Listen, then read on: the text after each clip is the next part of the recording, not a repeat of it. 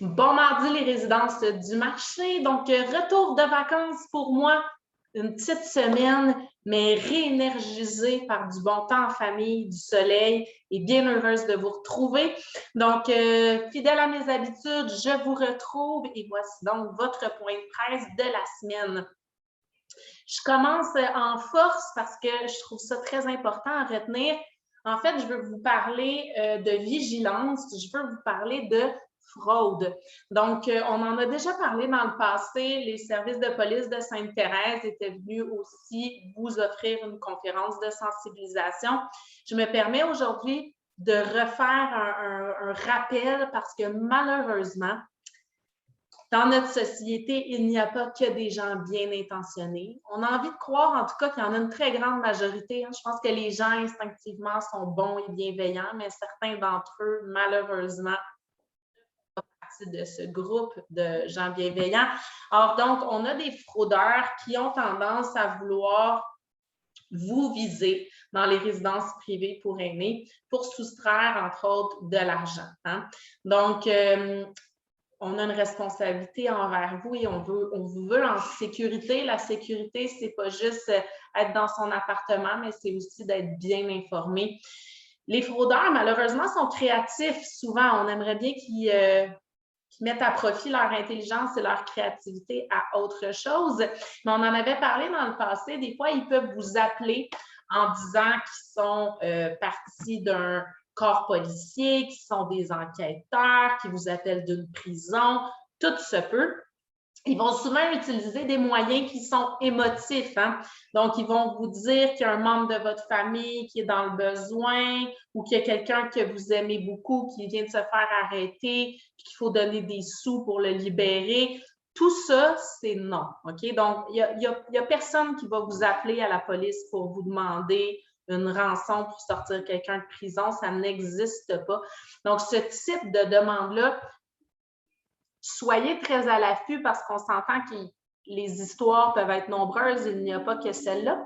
Mais récemment, j'ai des collègues dans d'autres résidences qui ont affirmé qu'il y a un nouveau mode opératoire. Donc, quelqu'un appelle un résident ou une résidente, mentionne qui est, par exemple, d'une agence de recouvrement ou une compagnie d'assurance, quelque chose qui fait bien, bien sérieux. Puis ils vous disent que vous devez payer une certaine somme et vous donnent rendez-vous quelque part. Exemple, je vous attends à la banque, je vous attends au café du coin, je vous attends devant la résidence, vous pouvez sortir pour me payer. Tout ça n'est pas normal. Donc, il n'y a personne, encore une fois, d'une compagnie respectable qui va vous donner rendez-vous à l'extérieur de votre appartement pour vous remettre une somme d'argent. Donc, soyez prudents, soyez vigilants, posez des questions. Dans le doute, demandez-leur des questions. Ah oui, est-ce que je peux avoir votre nom? OK, parfait. De quelle compagnie? Vous allez voir qu'ils vont essayer de se défiler. Puis à quel numéro on peut vous rejoindre?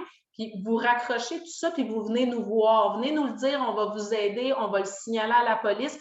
Ils s'arrangeront avec les recherches, d'accord? Généralement, ils ne vous donneront pas les vraies informations, mais vous allez voir qu'ils se défilent. Quand une vraie compagnie vous appelle, par exemple votre banque, ils n'auront pas de misère à vous dire c'est quoi leur nom, comment les rejoindre. On va pouvoir voir en ligne le numéro de la banque. Il y a plusieurs moyens qui peuvent être pris pour vous assurer que vous n'êtes pas pris dans une fraude ou un canular. Donc, s'il vous plaît, soyez prudents, soyez vigilants. Dans le doute, faites appel à nous. On est là pour vous. Et évidemment, la police va se faire un plaisir de prendre le relais si effectivement il y a fraude et essayer de coincer ces créatifs personnages négatifs. Donc, voilà pour la fraude. Sinon, des petits rappels, comment m'en défaire avec vous. On en a déjà parlé, mais je prends une chance et je vous reviens à nouveau avec ça. Les paniers d'épicerie, s'il vous plaît, si vous prenez un panier d'épicerie dans une cage d'escalier, par exemple, le remettre en place parce qu'après, il y en a d'autres qui peuvent en avoir besoin. Ils ne sont plus là. Même chose pour le garage. Si vous prenez un panier pour pouvoir monter vos courses, il ne faut pas aller le remettre dans une autre cage plus proche. Il faut le remettre au garage pour que le suivant puisse avoir, évidemment, cette possibilité-là de l'utiliser. Je rappelle aussi qu'aucun panier ne peut être mis près de la réception, donc là où il y a les casiers postaux. Pourquoi? D'une part, par sécurité pour tous les usagers qui veulent accéder à leur courrier. Des fois, de devoir se glisser autour des paniers, c'est dangereux, mais sachez que même les postiers de Poste Canada ne livreront pas le courrier si c'est embourbé avec des paniers. Donc, je fais cette demande à vous, mais aussi aux familles qui nous écoutent parfois, puis peut-être passer le mot à vos proches. Des fois, vous avez un membre de votre famille, un proche aidant qui vient vous aider avec l'épicerie. Ils n'ont pas forcément accès au point de presse. Juste leur donner l'information, ce serait très apprécié. Dernier petit rappel avant de passer à un autre sujet, les journaux, notamment le Journal de Montréal. On vous rappelle que quand vous passez une entente pour le journal, vous vous abonnez directement au Journal de Montréal. La résidence n'est pas impliquée dans ce processus-là. Hein. Donc, nous, on ne gère pas les abonnements ou les journaux du Journal de Montréal. Ce qui veut dire que si vous tenez à ce que le camelot se déplace à votre porte, la façon de procéder, c'est d'appeler au Journal de Montréal, expliquer que vous payez un abonnement et préciser que vous avez besoin que le camelot se déplace à votre porte. Normalement, ça devrait être noté. L'autre chose, veillez à vous assurer que votre abonnement est renouvelé. Pourquoi? Parce qu'on s'est rendu compte que parfois, le nombre de journaux équivaut pas nécessairement au nombre de résidents qui disent être abonnés puis venir chercher un journal. Puis après recherche, on va dire ça comme ça, on s'est rendu compte que certains abonnements étaient échus. Donc, par exemple, si vous avez souscrit à un abonnement d'une année, payé évidemment les frais des 12 mois, si c'est arrivé à échéance et que vous ne l'avez pas renouvelé, donc pas payé les frais, votre journal n'est pas dans la pile, donc il ne faudrait pas prendre celui de quelqu'un d'autre. Donc, il faut que vous compreniez que ce n'est pas par mauvaise foi qu'on ne peut pas vous répondre, c'est que la résidence ne tient pas un registre de qui est abonné, pas abonné. On est du côté autonome. Les gens appellent, s'abonnent au Journal de Montréal. Certains le reçoivent à la porte, d'autres non. Donc, s'il vous plaît, prenez en charge votre abonnement de journal. Ça nous aiderait beaucoup parce qu'après, on a envie de vous aider, mais on n'a vraiment pas les outils pour le faire. Puis on ne veut pas vous mettre dans l'embarras non plus. Donc, fin de la parenthèse des journaux. Côté loisirs, jeudi après-midi était prévu à 14 h une conférence. Malheureusement, notre conférencière a attrapé la COVID, donc vous comprendrez que la conférence est annulée. Cependant, l'activité d'Evelyne autour du tourne-disque va remplacer la conférence. Donc là, il faut être attentif, mais en bref, demain, mercredi après-midi, on a l'apéro DG. Donc, j'espère que vous allez venir me rejoindre en grand nombre. On va avoir un verre à la main et discuter comme à l'habitude en essayant de couvrir tous les sujets pertinents pour vous en résidence. Et peut-être que vous aurez aussi des questions pour moi. Donc, de 15 h, donc de 3 h demain jusqu'à 4 h, ce sera l'apéro DG. Donc, l'activité autour du tourne-disque va être déplacée au lendemain jeudi, 14 h, pour remplir la case horaire de notre conférencière qui est malheureusement malade. On lui souhaite tout le retour à la santé le plus vite possible, mais aussi pour éviter que autour du tourne-disque finisse plus tôt à cause de l'apéro DG. Donc, je pense que tout ça va pouvoir prendre en place de meilleure façon. Donc, on vous mettra une petite alerte sur TIA aussi si vous voulez aller lire l'information sur la borne. Mais voilà pour un petit ajustement santé de dernière minute. Hein. Comme quoi, on aimerait ça arrêter d'en parler, mais ça a l'air qu'on est encore pris avec certains aléas de la COVID. Toujours en matière de COVID, j'ai quelques résidents qui m'ont posé des questions sur les mesures en place. Je sais que ça peut être mêlant parce que dans le passé, on a été habitué à certaines applications. Il faut que vous sachiez qu'ils ont évolué dans le temps. Donc, ce qu'on a connu des fois pour certaines mesures préventives pendant le gros de la pandémie, on va l'appeler comme ça, c'est plus tout à fait la même chose maintenant. Donc, faites-nous confiance, on reste très à l'affût de ce qui est demandé par le ministère, par la santé publique. On collabore toujours main dans la main avec le CLSC ici, le CIS des Laurentides et le CLST, Thérèse de Blainville.